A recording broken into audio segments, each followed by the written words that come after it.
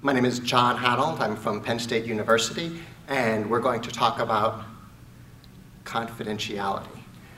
The most common kind of confidentiality agreement or non-disclosure agreement that we see at a university is where a company wants to share confidential information with the university so that we can collaborate in either preparing a proposal or working collaboratively on a research project.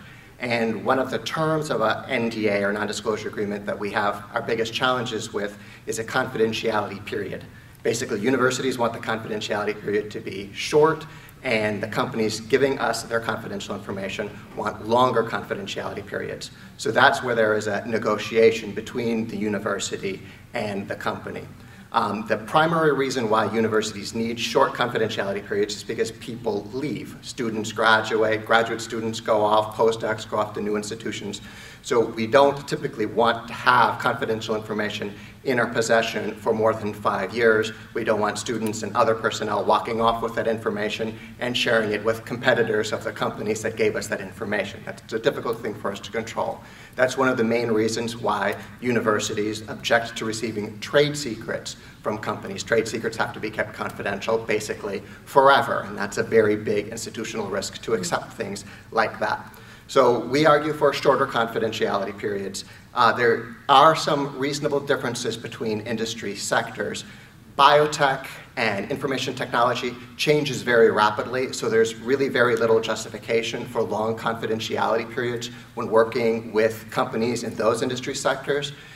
Technology from traditional manufacturing companies is sometimes longer lasting. It turns over more slowly. So turbines and jet engines and companies that support that type of technology will often ask for 10-year, 15-year, sometimes longer confidentiality periods.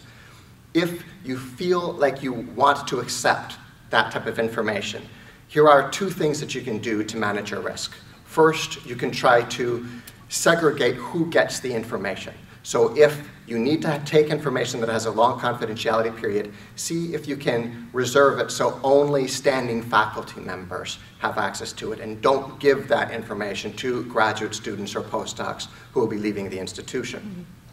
A second thing that you can do is you can ask your principal investigator, how long do you actually need this information? You have to keep it confidential for 15 years, but if you only need it for 1 year to do your project, then we'll come back to you a year from now and ask you to certify that you've either destroyed that confidential information or you've returned it to a sponsor. So the confidentiality period may last for 15 years, but if you don't have it, you can't inadvertently disclose it. So that's a focus on one specific issue that comes up when working with non-disclosure agreements.